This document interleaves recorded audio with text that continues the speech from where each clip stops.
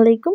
আজকে আপনাদের সাথে শেয়ার করব ঘরোয়াভাবে ফুচকা এবং ফুচকার টকটা আমি নিজেই আমার ঘরোয়া মতো করে বানিয়ে থাকি। তো আপনারা চাইলে আমার মতো বানাতে পারেন, কারণ ফুচকা পছন্দ করে না এমন কেউ নেই।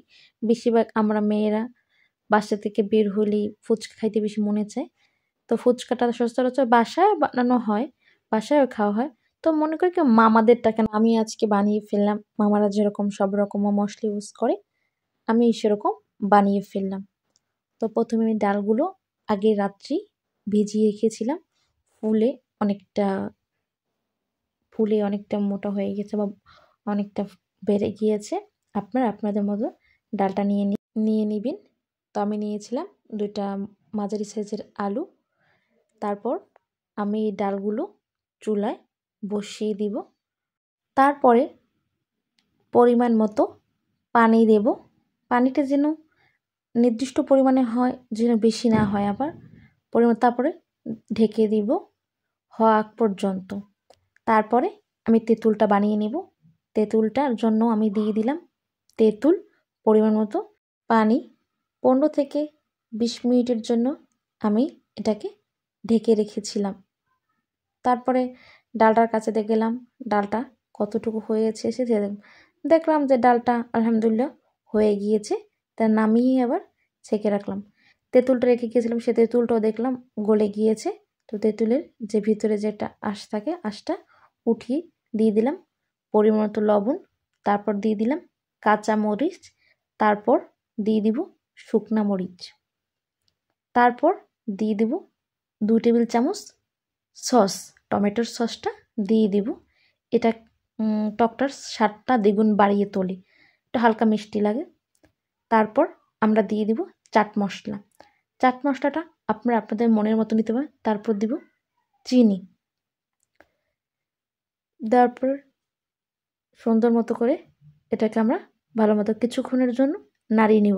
দেখব যখন আমাদের তেঁতুলটা ঘন হয়ে এসেছে, একটু ঘন হয়ে এসেছে, তখন দেখব আমাদের তেঁতুলটা পরিপূর্ণ হয়ে আসবে।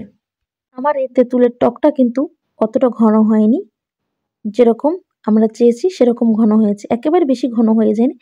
আমার পানির ঘনত্ব দেখে বোঝা যাচ্ছে একদম ঘন হয়নি, মোটামুটি হালকা ঘন এসেছে। আপনারা এটা বাসায় চেষ্টা করে দেখতে পারেন কেমন লাগে।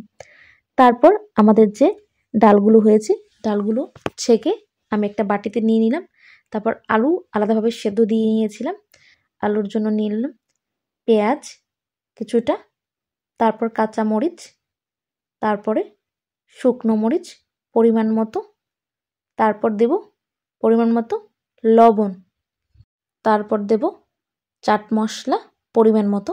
চাট মশলাটা একটু বেশি কম করে দেব, যেহেতু ডাল আছে এবং আলু আছে একসাথে। এখন এটাকে আমরা সুন্দর মতো করে মেখে নেব, যেন আলুর দানাগুলো বেশি বড় না থাকে।